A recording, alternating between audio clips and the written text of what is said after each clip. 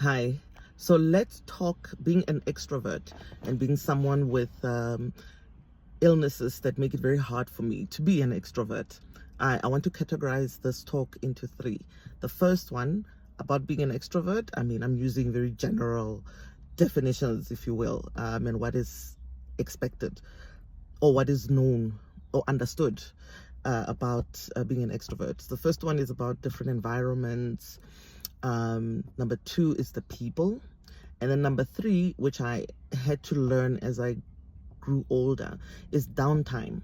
So, being before I speak of my life before being ill and, currently afterwards, after being diagnosed with these chronic conditions that affect my physical, my mind, my life in general, and my relationship with people. So every single time when I go out, yesterday we had a wellness day at work. I was so excited. I know it might not mean much for anyone else, but it offered me the opportunity to be in an environment out there that I haven't been in a while, and going to interact with people and what happened afterwards. When I tell you I do the most when I go out, because I'm such an extrovert, and these conditions have made it difficult for me to be able to be an extrovert fully, because those who are familiar with my content, I suffer from chronic pain, chronic fatigue, and frequently falling ill. So you can imagine how this illness constrains me for being fully myself.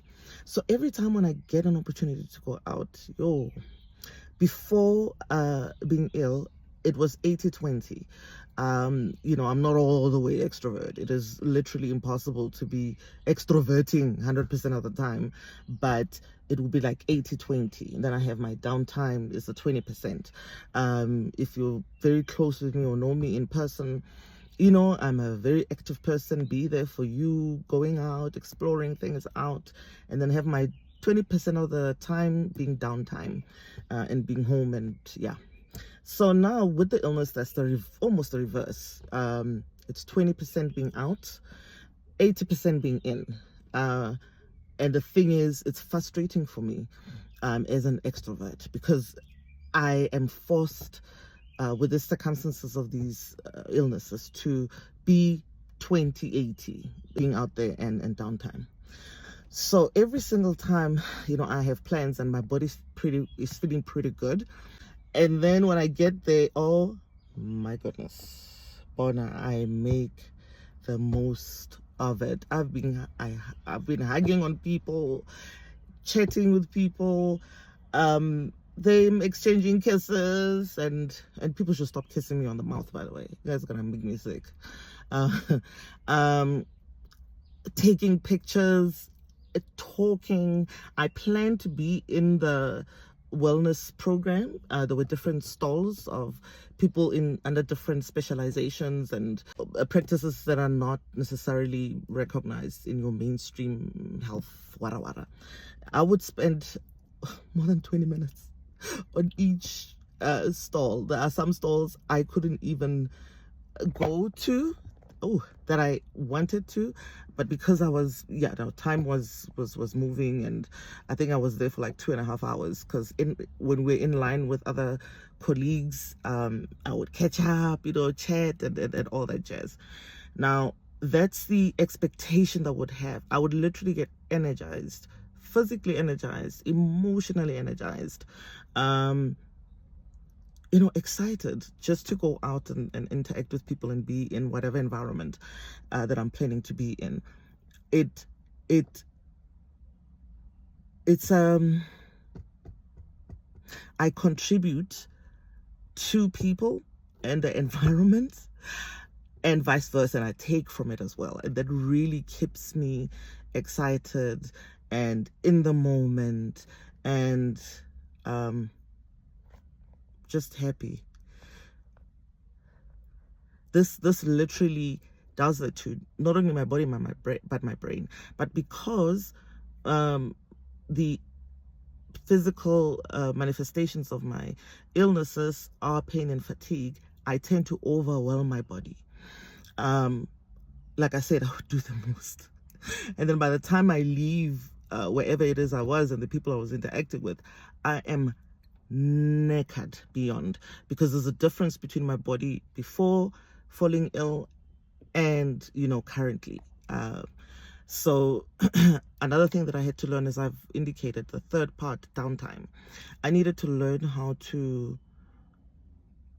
have to be very mindful of having downtime, because when I would be out, the main problems as well is that I struggled with downtime after I would be out. So before being ill, after I came back from wherever I was with people and having had a good time, when I come back, I would be so energized, and I'll keep going. So if I had extra work to do even after going out, or if I wanted to read, or if I wanted to listen to music, I would just be on the go and go and go and go. And I learned later on in life how to, you know, bring myself down so that I can rest. But now with these illnesses, it is so difficult. It is even more difficult, because now I have to do the downtime, but my brain is buzzing. But my body just can't handle it. So I needed to learn skills, develop skills of downtime, because I would overwhelm my body beyond its capacity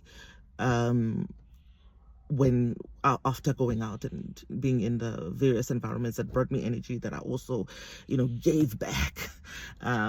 So it represents a unique challenge that I never had to deal with.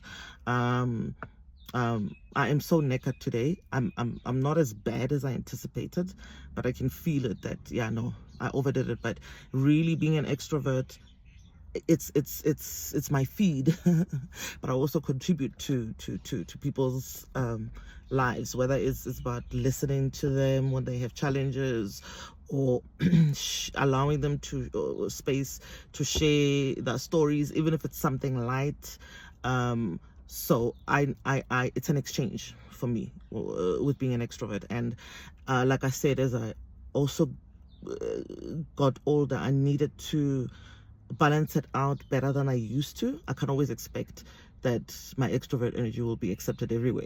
And sometimes even people who are able to receive my energy, I need to allow them space to, you know, not just the focus being me.